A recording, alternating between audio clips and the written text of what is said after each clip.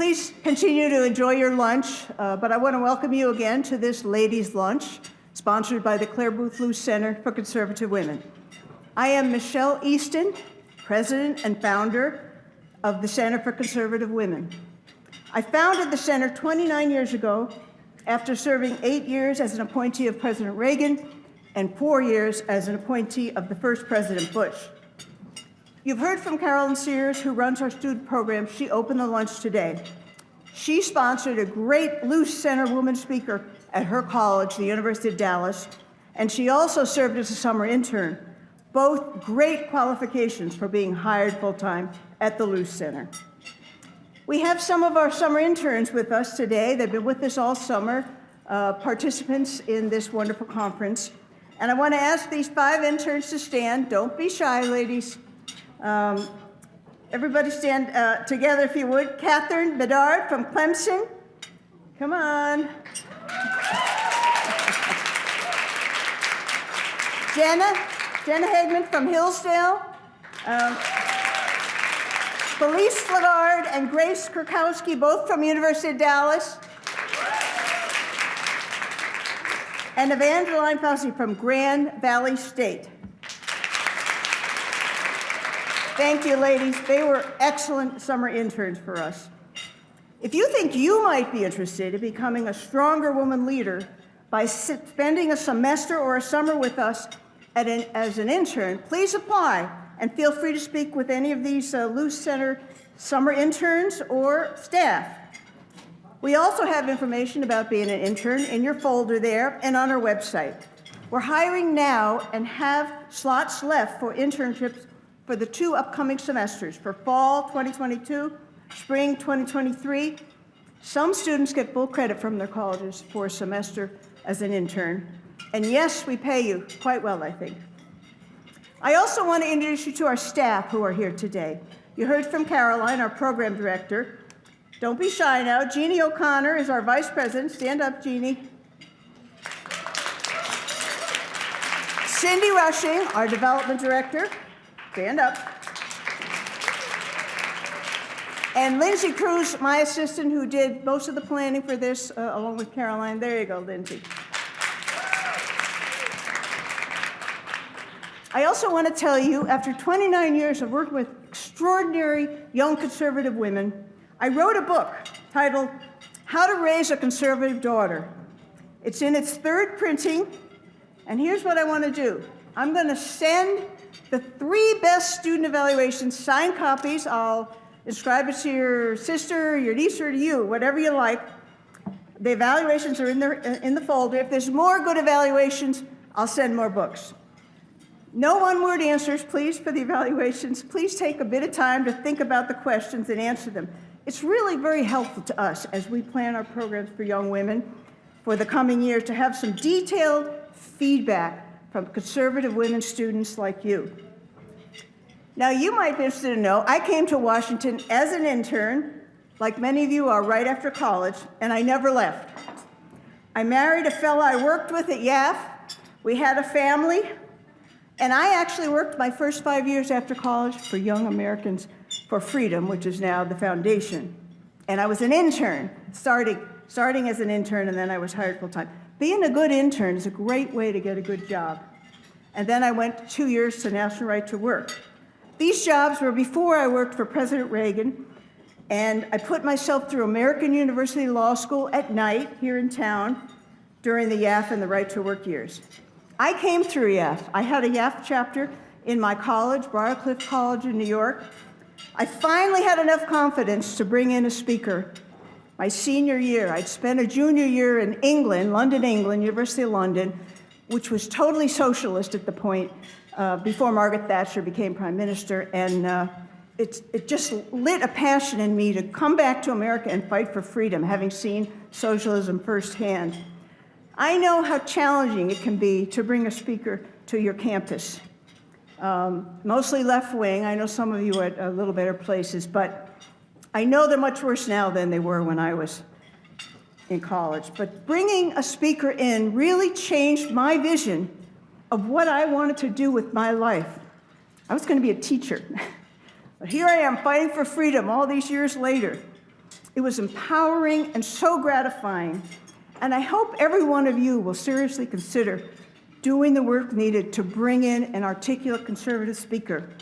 A conservative woman is seldom heard on most college campuses, and I know that YAF has great speakers as well as the Luce Center. Now, who you want to hear from, our lunch speaker? I was delighted to be able to lure Bay out of speaking retirement to come be with us at lunch today. After the overturning of Roe v. Wade, I just could not think of anyone better to speak about that issue, as well as give some advice on how to be a stronger, more effective leader on life and many other issues. Let me mention a few things about Bay. There's a bio sheet in your folder.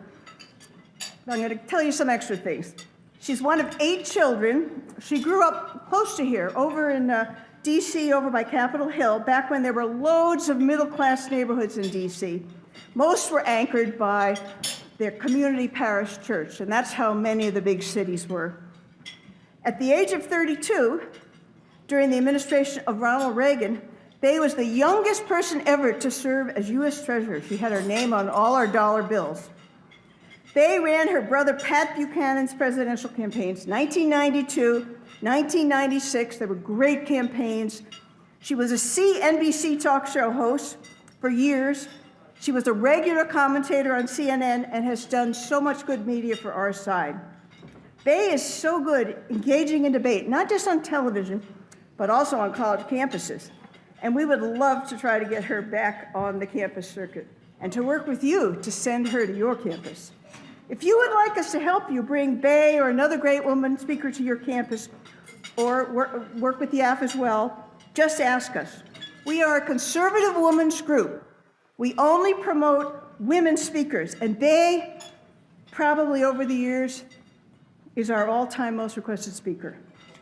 I want to tell you about one book that she wrote on Hillary Clinton. It was titled The Extreme Makeover of Hillary Rodham Clinton. It's the best book I ever read on Hillary, because Bay, a very strong woman, had insights into Hillary's insecurities and weaknesses that I think could only come from a woman's intuition about another. The book is 10 years old, but still the best thing I have ever read on Hillary. And of course, Hillary is still around lusting for national office. Bay also wrote a wonderful book that I cherish as a mother. Like Bay, I raised 3 sons. This one's called Bay and Her Boys, Unexpected Lessons I Learned as a Single Mom. Bay has 3 grown sons now, wonderful boys, 9 grandchildren. And I always like to say, before Bay comes up, that I've been told that mothers who raise 3 or more sons, can be tough, have a guaranteed place in heaven. I hope so. Now, to speak on leadership and the life issue, please join me in welcoming Bay Buchanan.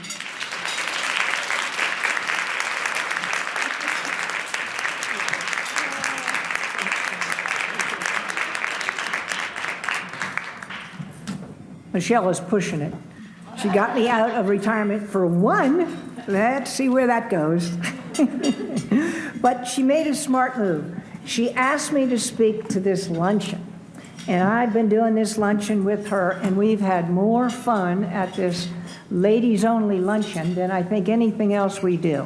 We want it to be a little give and take. I've got some remarks, and then we're going to open it up to questions. And those questions can be about anything. We're here to talk about those things on your mind, not what's on mine so much. But I am grateful to have been asked, to have been dragged out of retirement, to be here with you ladies. And since this is a leadership conference, I thought, and here at this women's luncheon, I thought it only appropriate to begin by quoting the highest-ranking woman in the United States, the first woman to become vice president of the United States, the first African-American, the first Asian-American to take that incredible office. Here's what she had to say yesterday at an event where she was gathered with other women, just a table full of women. I'm not sure how many were there. I am Kamala Harris. My pronouns are she and her. I'm a woman sitting at a table wearing a blue suit. That is a quote. She has set back feminists 50 years. It is unbelievable to me that this is an individual who holds this incredible office, who has real power in her hands to do so much good, and she is presenting herself as a silly, non-serious human being, and that is the impression she sent out to the world, because that was all over Twitter yesterday. All right? Now, that is an example of how you are not a leader. And you all should take note, because what is it she did that would be so upsetting? I mean, she's doing what her woke feminist friends will think is fabulous. She's a follower. She's doing what her friends have said would be the right thing. She didn't show any of her own personal initiative or any understanding of the office she holds, the position she holds in this United States of America. She opened it up by saying, we have serious, pressing issues here to discuss, and that's where she starts. It is an outrage, and she has eliminated herself entirely, if she had not already done so, from being considered as a presidential candidate in 2 years, in my opinion. That is a great little, I used to run campaigns. I'd take that little clip and I would run it, and it would be the end of her running for office, okay? That's how it is. You cannot, now, let's talk about leadership. What is it? Because we have some terrific examples all over the place in these days. One, the best one going for a long time, 40 years, I worked in the pro-life movement. And this year, we saw something that I could not believe happened in my lifetime. I just couldn't believe that it could happen in my lifetime. And that is the reversal of Roe v. Wade. Now, how did that happen? It took 5 jurists, 1 woman, 4 men, to have enormous courage. Our jurists are all our Supreme Court justices, for the most part, now and in the past, are extremely competent people who have come to that position through enormous experience and understanding of the law. But there was a mistake made by fellow jurists with Roe v. Wade. It was a constitutional mistake. It is not, no right for abortion has ever been in the Constitution. It was created by these jurists. They decided it's in there somewhere, or it should have been, and here it is. And so we had Roe v. Wade. It was 20 years or so later, we ended up with the decision in Casey, Planned Parenthood versus Casey. And those jurists basically said, we know there's really not any legal standing for this decision, Roe v. Wade, and this seems to touch on that same issue. So, but it would be so turbulent for us to correct this error as jurists. We just don't think we can do it. And so they basically literally said in their decision, you activists, right and left, go home. This decision is decided. We reaffirm Roe v. Wade. But Roe v. Wade was a serious mistake with incredibly damaging consequences to this country.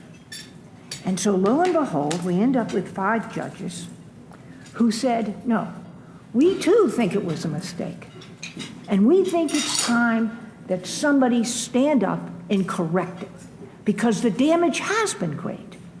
And so 5 courageous jurists who were intimidated and threatened and pressured and had demonstrations. They couldn't even have lunch or dinner at restaurants that people would come in and demonstrate against them. They said, we are going to do the right thing. Leadership, strength, understanding of the issues, and a courage of their conviction just to do the right thing no matter what the pressure is. Leadership. That is leadership. Another one that's some people out there who are faceless.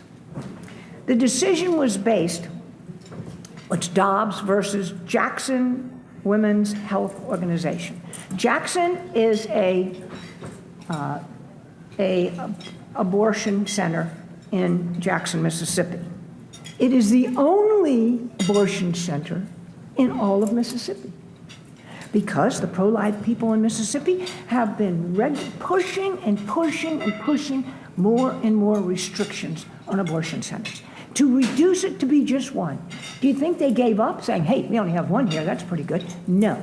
These people kept pushing, and they passed another law which further restricted abortion that went to the Supreme Court. And because of the efforts in that state, Roe v. Wade was overturned. That is leadership. They had a belief, and they weren't giving it up. They weren't going to be taken off the field. They weren't going to be intimidated by one lawsuit after another. They put their foot forward and kept finding more and more ways to somehow restrict this awful practice. That's been going on the states all across the country for all these years since 1973. We have an enormous force out there of pro-life workers. And I have always been so impressed as I went to state after state and met some of these people, how dedicated they were. Even with this huge obstacle of Roe v. Wade, they pushed forward. Leaders. So what do you learn from all this? What do we take from it? What's happening now? You saw all kinds of press about Roe. It went spiked way high when the leak spiked way high when the decision came down. You don't hear much about it. It's going to calm down, except the left knows. They got a battle in 50 states. Well, they got probably 8 states. They got pretty good shape. But they've got battles in probably the better part of 40 states. And we are there ready. And they are not organized because they relied on the federal government. It is the strongest we've been as a pro-life movement in my lifetime. It is really remarkable. Leadership, always. So, where does this take you guys? What does it mean to you? What I see is a perfect example of individuals who have made a difference in their communities across the country. Not to get personal TV, not necessarily to run for office, but individuals who made the decision, I'm going to make a difference. And that is my challenge to every one of you today. What kind of person are you going to be? Are you going to be the person you're meant to be? Somebody strong, somebody confident, somebody who knows what they believe and has the courage to stand up and express it? Or are you going to be like so many of the congressmen I used to have on television? You bring them on. One of them, I remember, he actually sponsored a bill, and we got him on TV. I used to have a debate show, and we'd have a left and a right. And I had a co-host who was on the left. And I said to him, okay, this is a great bill. Tell us about it. And you know what he said? Well, you know, there's 2 sides. The other side has a strong argument, too. I said, what? No. You're here to make a case for your side. He was so afraid of being on television and offending somebody out there who might vote against him because of his position. So he waffled. There are so many people in Congress who sit on the fence and wait to see what would be the best way to go. There's no leadership there. There are some in Congress, don't get me wrong, in the Senate who is as strong as can be. There is too many people who want to be officials, elected, or placed in some kind of office who do not know what they believe. And all they care about is remaining in office. What I'm saying to you is to be a leader has nothing to do with running for office. If you choose that route, all the more power to you. But I'm challenging you to be a leader in your own life. How do you do that? Today is interesting times. As I debated on TV, on radio, in the campuses, wherever I was, over the years, I would laugh with my opponents. Donna Brazil, I don't know if you know her, but she and I were 6 years opposite each other, debating on CNN. We'd walk out laughing, talking to my kid. My son often was there to get a ride home. And we are good friends. I don't agree with anything she has to say on politics. She's a wonderful person. All right? Now, why is that not a common theme anymore? When I debate James Carville, we would laugh and tell jokes, and I'd hit him in the arm. Come on, James, you know that's not true. It was enjoyable. Today, public discourse has been reduced to just name calling. There's an ugliness in it. You can't express yourself as a conservative, or they say you're offending. You're offending me. That's offensive. And if you want to make a bold statement, you call it a hate crime. How can we allow this to continue? It's going to take real courage these days, especially young people who are on college campuses who are going to feel this. But you can never lead, you can never influence others unless you're ready to be a true leader. It's not to mean that you're going to out there and be in anyone's face. It's not to offend. It's to express who you are and what you believe and not let anyone take that great right away from you.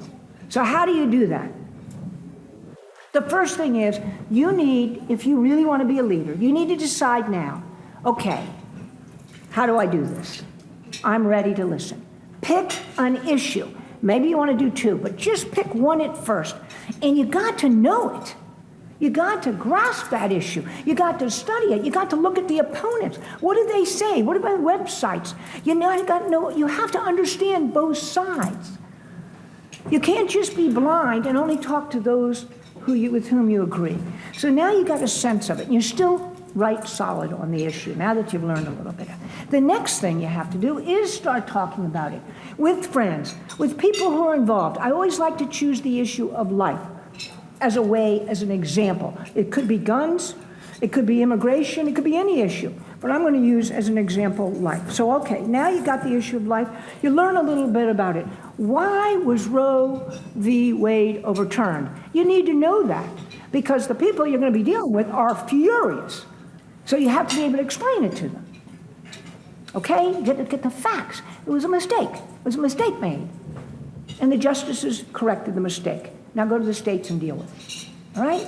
So then you got the issue down, got both sides. Maybe you want to talk to some people who've had abortions and the consequences of those abortions.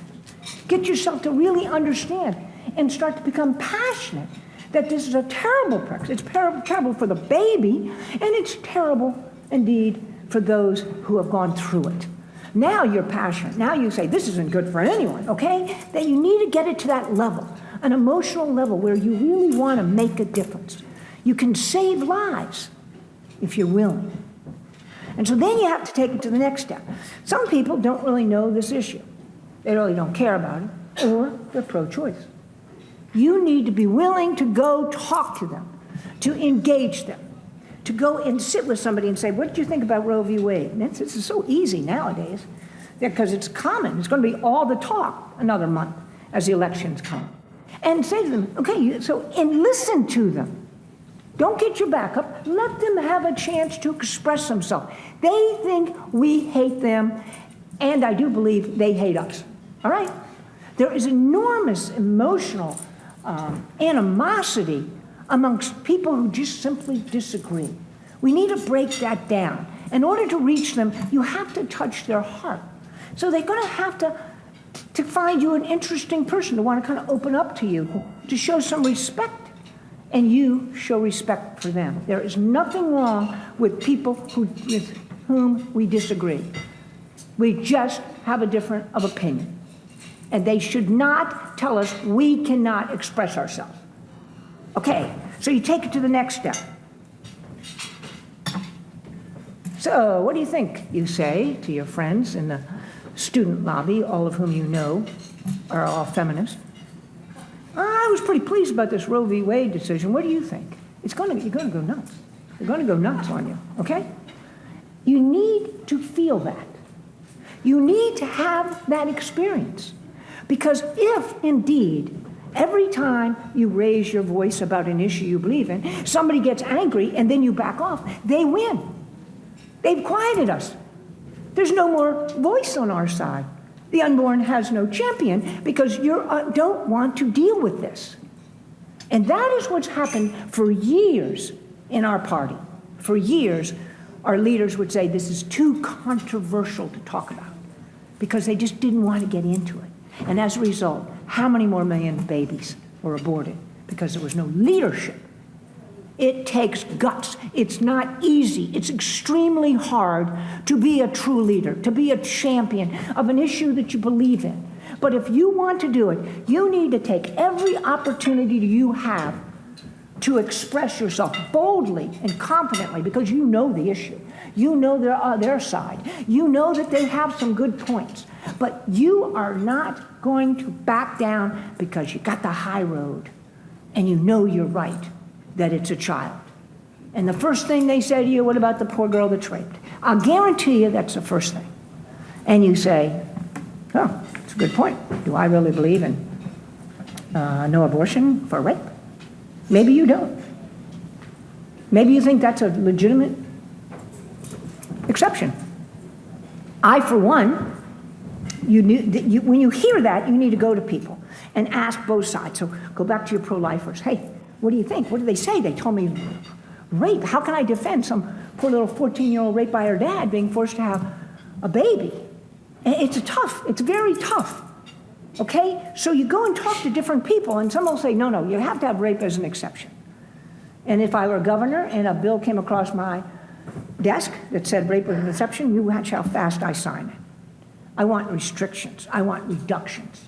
I want to move towards fewer and fewer abortions. And if it takes giving exception for rape, I would do it. But let me tell you something. I am not for aborting children as a result of rape, because no one has given me the authority to pick and choose which babies live and which babies die. That is my opinion.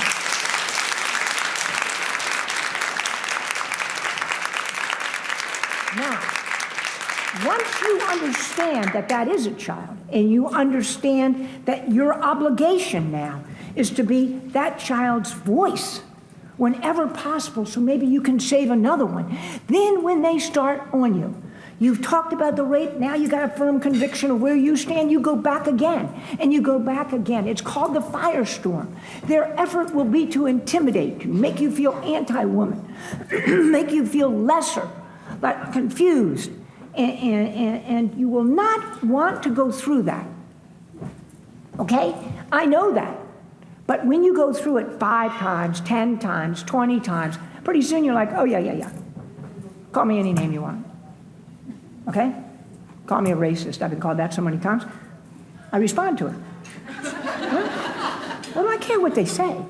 I want them to understand that I am someone who believes firmly and has convictions, and I demand respect because I speak boldly and confidently. That is a leader. And that is what I challenge every single one of you to be.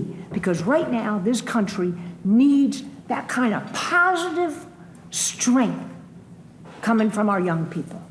When George Washington said that this preservation of the sacred fire of liberty, our freedoms, is entrusted in the hands of the American people, he was not saying it's the ones who are married and are elected officials or rich or landowners. He was talking about all of us. Every one of you has a responsibility as Americans who enjoy all the rights and privileges to begin the process to become the kind of leader this country needs. You need to be a leader in your families, in your communities, in your offices, and with whomever you touch. When they see you and see the kind of person you are and the kind of work you do and your ethics and your confidence, they will be responsive to the other messages that come from your heart. And that's when you change lives. And so my message to you is be a leader and start today. Thank you very, very much. Thank you. Thank you very much.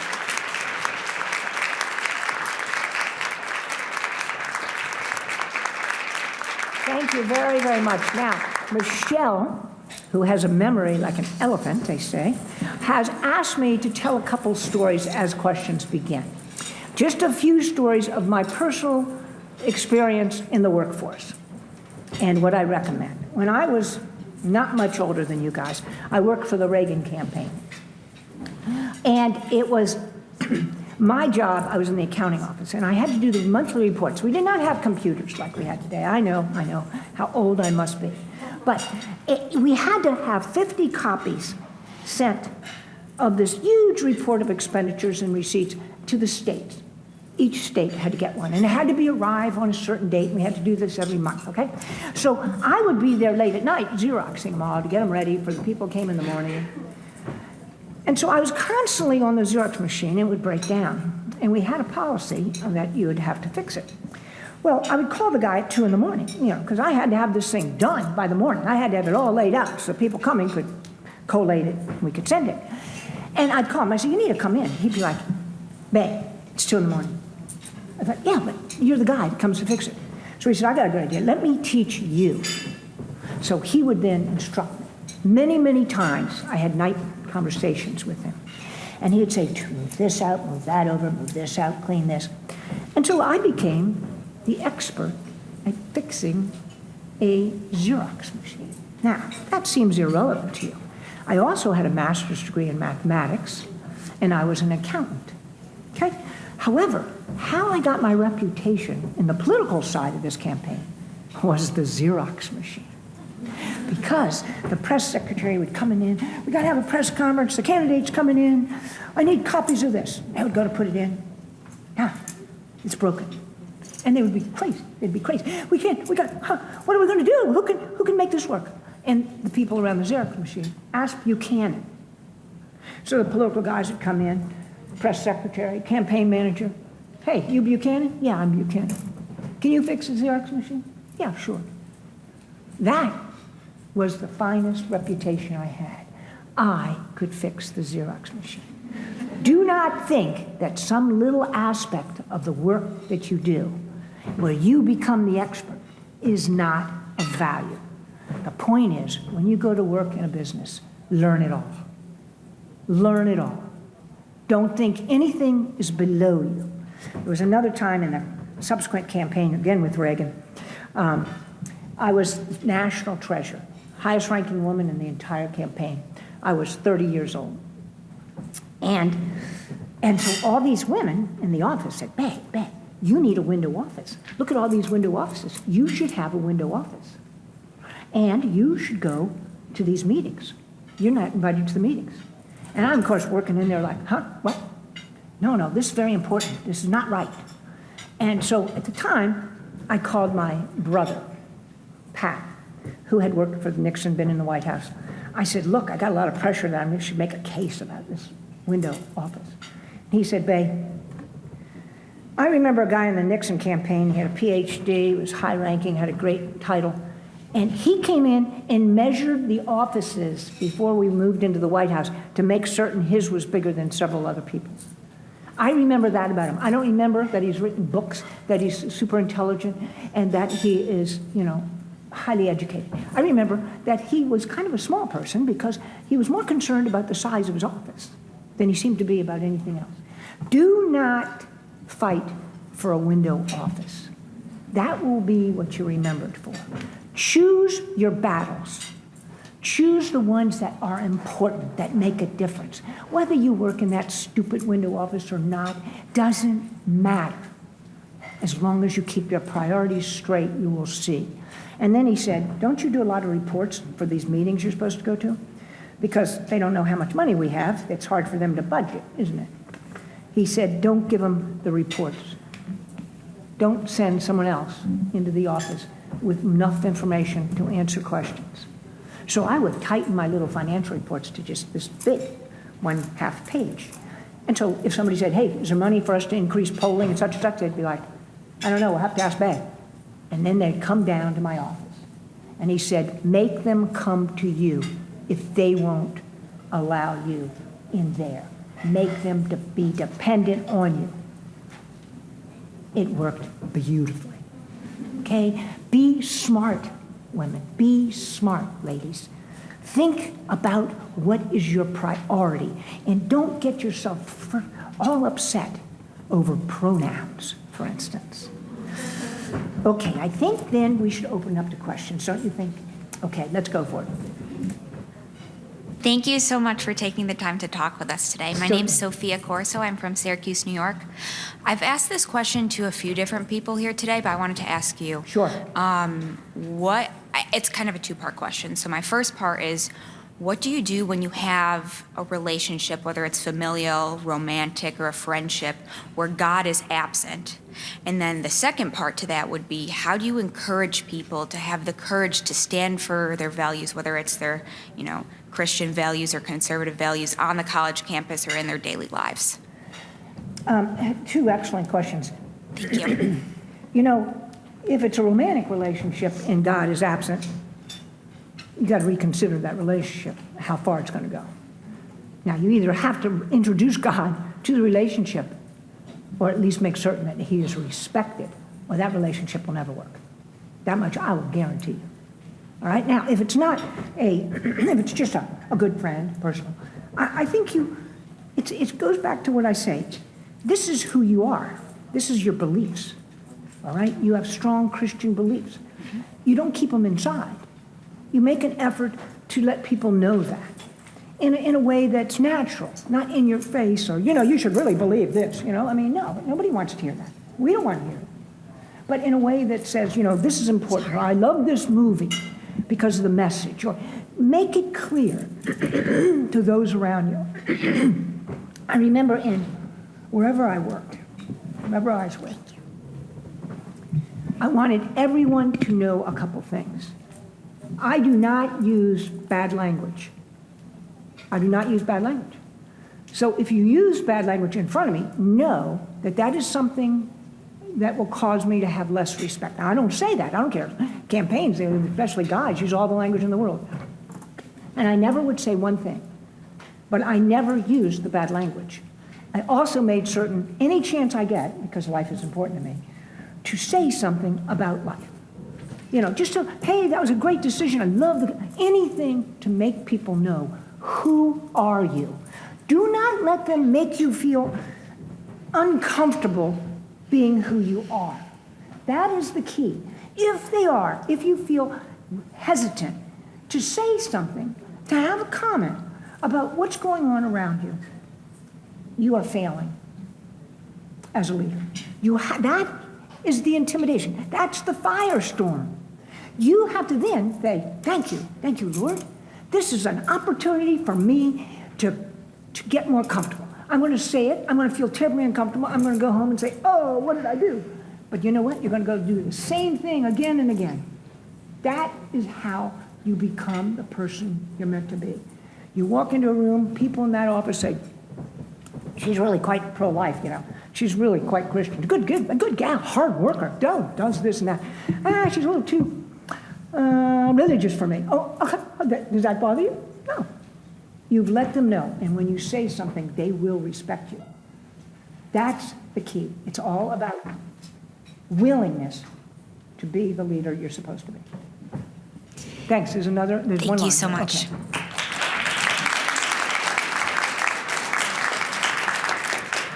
Hi, my name is Florencia. I'm from New Mexico State University. Thank you for coming out and talking with us today. Essentially, my question was going to be, at what point in time do you think feminism started to distort, like going from wanting things like bank accounts and being able to have our own credit cards to like having to call moms birth givers to be gender neutral? When do you think that line started to be crossed? I think they... you will, if you track major movements in the country, when they're successful, those leaders feel like, hey, I got to keep doing this, even though they got what they wanted. They'll keep the organization going, and it's over. It's over. Close shop. Okay, move on to the next issue, but they don't. And what the feminists did, and I think.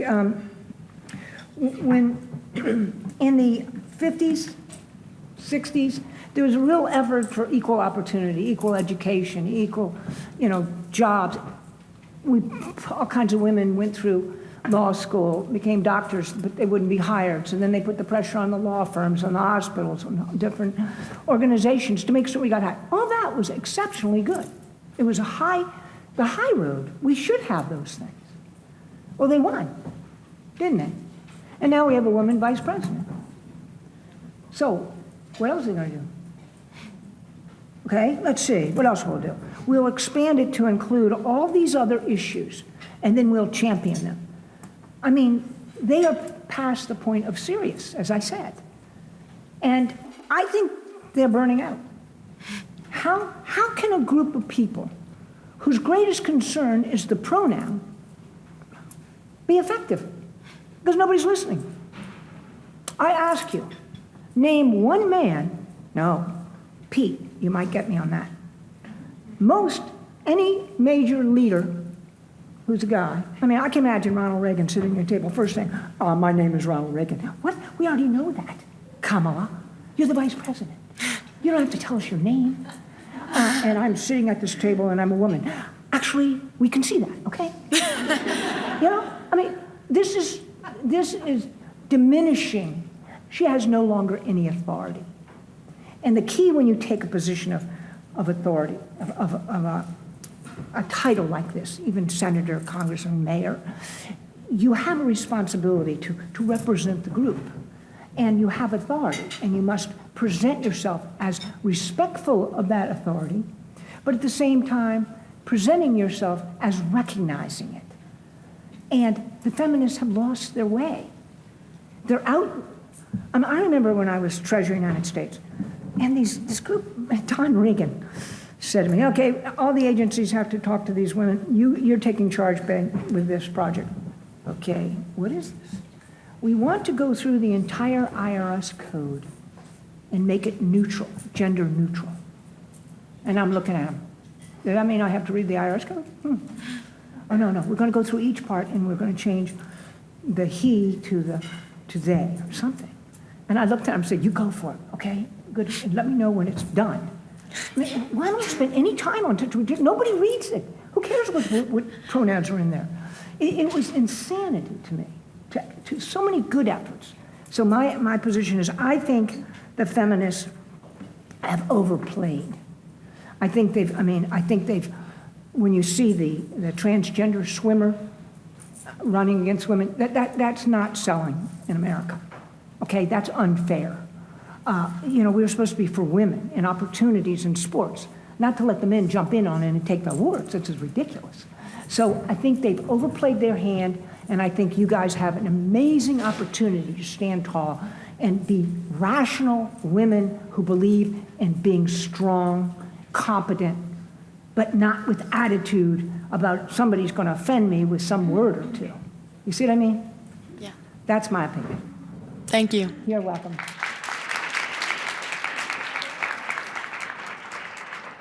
Hi, first of all, it's great to meet you. Really excited that you're Pat Buchanan's sister. But I wanted to ask a question. So obviously like every, human being has a vocation in the religious sense also, but in life. Yes. And I definitely think that, that's really important, putting God at the center of your life and at the center of everything that you do and following his plan for your life is the best way to live a fulfilled life.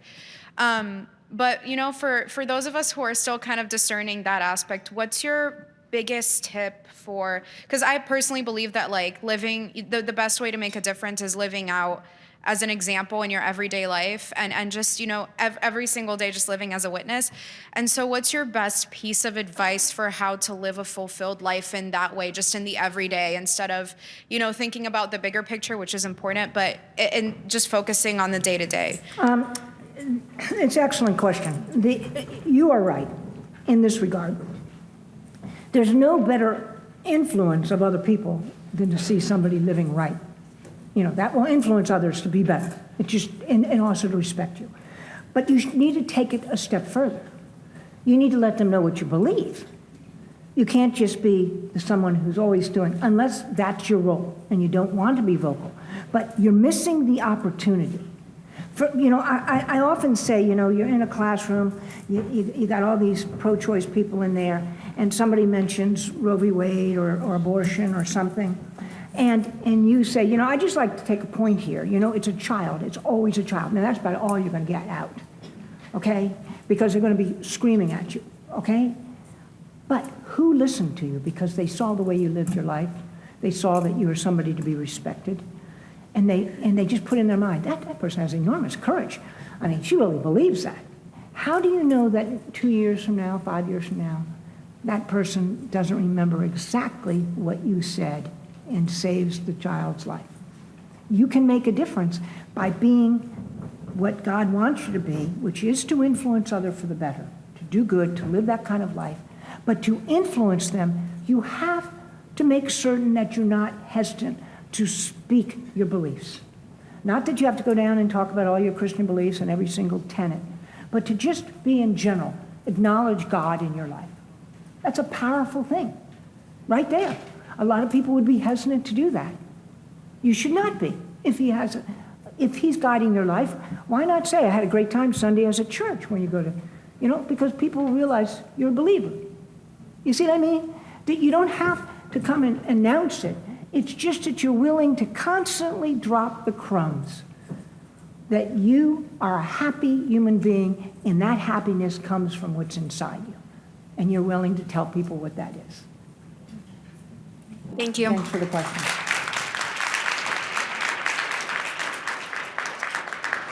Thank you, Ms. Buchanan, for coming. Sure.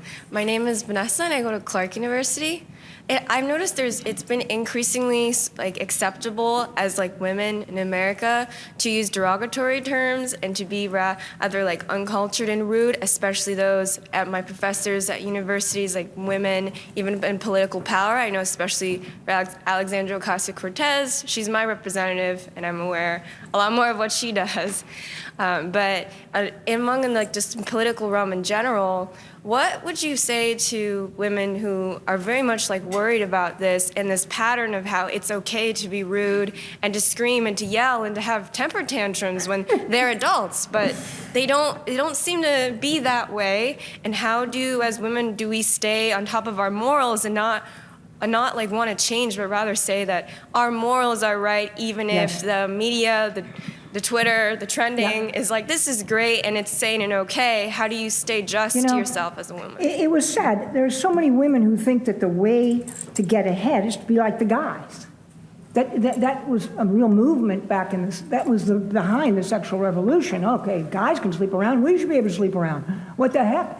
There's no consequences for them, but there were consequences for us. So therefore, we need abortion. You know, I mean, this was what drove it. And as a result of that, and now, over the years, women have felt like guys curse, guys have terrible language. You know, I'm empowered by the F word. I was like, what? Why would you use, I mean, this is about you. The language you use is part of who you are. The way you present yourself, the way you handle challenges and confrontation. It's who you are. So, as I mentioned, people knew I never used bad language. Well, I was in a meeting with a campaign manager and the senior political staff, and the language got very bad. And finally he said, you know, Bay does not use bad language. All of us should respect that for this meeting. I never said anything, and they all looked, well, because I never said anything to them. It's just the way I presented myself and what was important to me. That's what you have to remember. I don't think it's a positive thing for you to go to some other lady who's using the foul language and say, you know, have you really thought about that, how that looks to you? I mean, you know, when you call names, that's considered a lost debate. When you go to calling people names, it means you didn't know the issues, or you weren't able to defend your position. So you just call them a racist. It's like, well, how did I become a racist? I just, you know, see what I mean? So what you need to worry about is, I agree with you. I think women really should have a standard. I would not let my 3 boys use one bad word. My 2nd grader came home after a basketball game. He says, could I just have one? Could I just have one bad word? And he gave me some meaningless bad word. And I said, no. Why should you use any bad? Well, I want to be like the guys. Well, no, you're not like the guys. You have other standards, and you should not be hesitant to let people know. And that's who you are. So be proud and comfortable with who you are, That's the key. Then you will find your path through this life and become that person you're meant to be. And the others will take it from you or not. Very good question. Thank you. So my name is Emily Stoddard. I'm from Utah Valley University. And my question is, for those of us who want to make our voices heard and get more involved with these issues, like the issue of life, what is the first step in kind of getting our voices out there and moving beyond just our immediate circle of influence? Okay, very, very good question. The first thing is, not only do you have to become familiar with the issue, like I talked, study it, you need to take it to the next step. There are pro-life centers in your community. Go down. There's probably all kinds of activities. Just go down and say, talk to them. Get a feeling. Who's it you could help? Is there anybody in particular? You can go online and you can read testimonials of people who've had abortions. You get involved with it. And near college campuses is where the abortionists usually set up camp. And so there's more than likely going to be some real efforts on the pro-life side. It's all around you. If you Google pro-life centers, you're going to find so many. The beauty of them is this. The one thing that it's an amazingly wonderful network that is certainly not respected or championed by the press. And that is, if you become pregnant in, for instance, college, and you're afraid to talk to your father, they will come to you. They will say, listen, why don't we talk to your minister? Maybe he'd be the best. They will work with you. If you need a doctor, they'll be there. If you're afraid of the law of the school, they will go to the school and say, you can't mess with this girl because she's pregnant. There cannot be no discrimination. I mean, you will have all the things you need, the support you need to do exactly what you want to do. All right? And it's there, and you could be part of that. And so on college campuses, you get familiar with that, then you're more able to talk to some girls and let them know, well, there's really great help for pregnant women. You get the word out that you're somebody that would love to talk to somebody who's pregnant, that kind of knows the ropes and could help. Then maybe somebody comes to you. You see, you need to get the word out of who you are and what you do and not be hesitant. And then maybe some troubled girl comes your way because they don't know anything about this pro-life movement. That's what I say you do. Be known on campus as somebody familiar, which means you have to get involved with what's happening. Thanks for that question. Very good.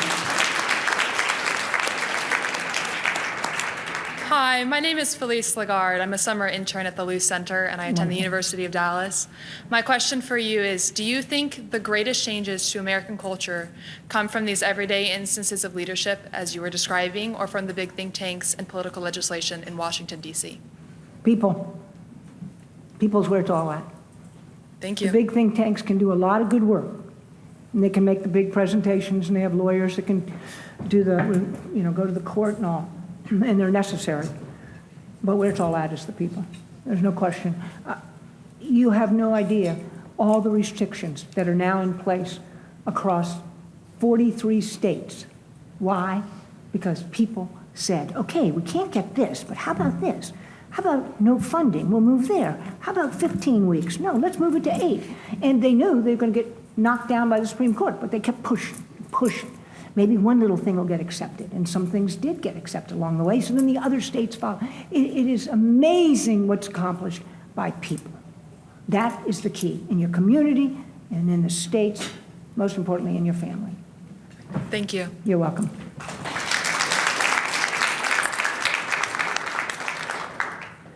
Hello, my name is Allison. I go to the University Mission, and can I just say I love your outfit? Thank you very much. Yeah, if you're doing pictures later, I would find that this would be hilarious. But yeah, and I guess I'm in the What is wrong with it? Are you saying your outfit? Your vacuum. Oh, your matching. Sort of. I missed it. Oh, you're matching. You get Oh, the memo. okay. Oh, yeah.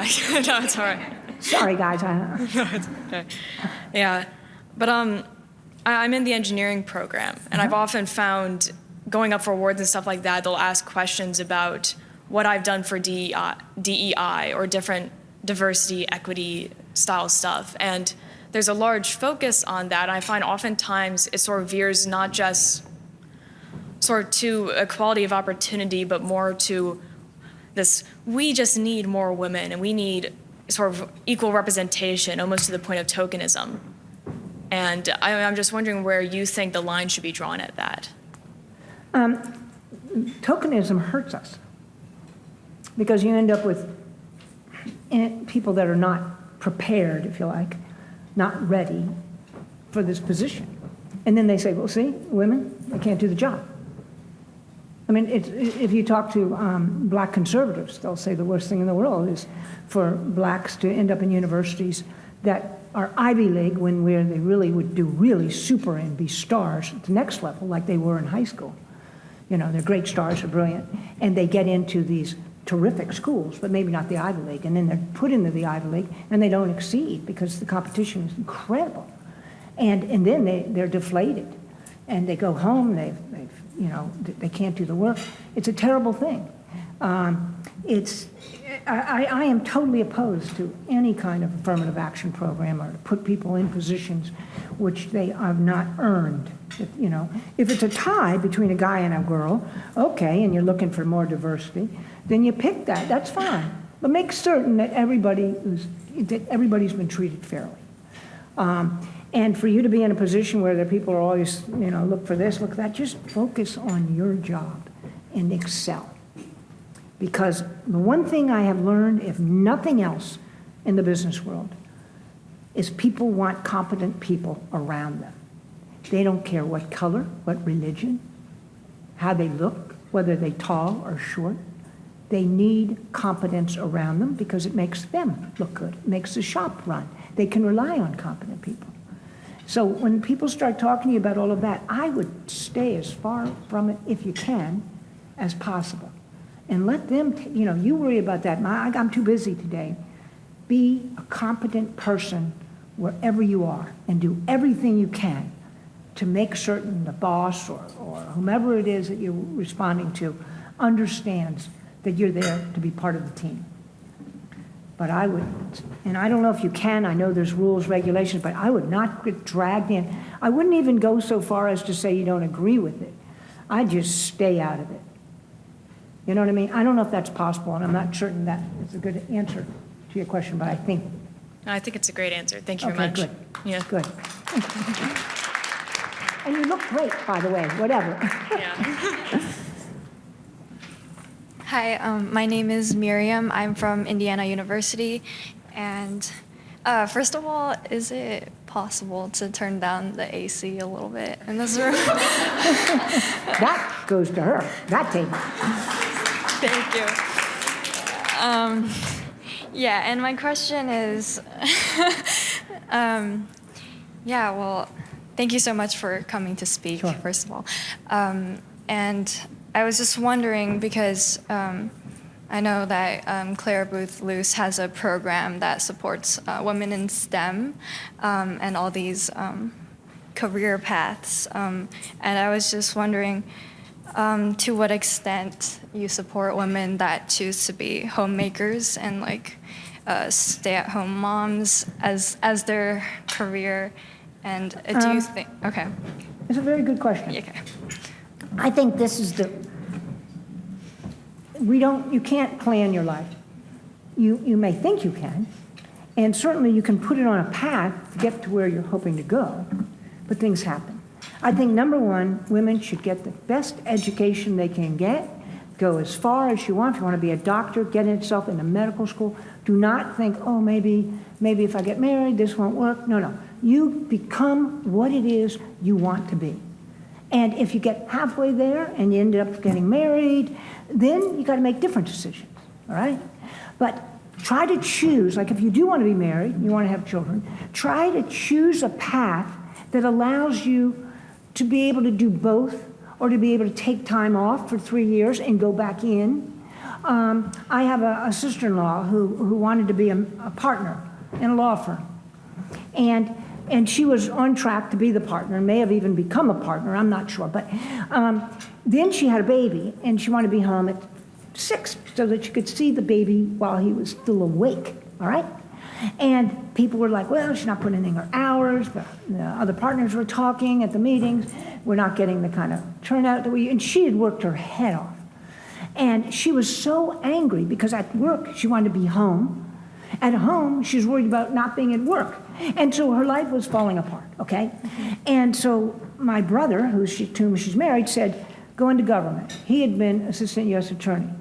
So he got her an interview over there. There was an opening. She becomes assistant U.S. attorney. It's 9 to 5. And usually they have easy Fridays because it's dark, courts are dark. And so it's very manageable. Everybody leaves before 6. And there's no pressure. And then she went on to become a judge, okay? Because that worked for her arrangement. So she gave up law firm kind of thing. She went another route. I can tell you many, many stories about doctors who did the same thing. And there's so many areas.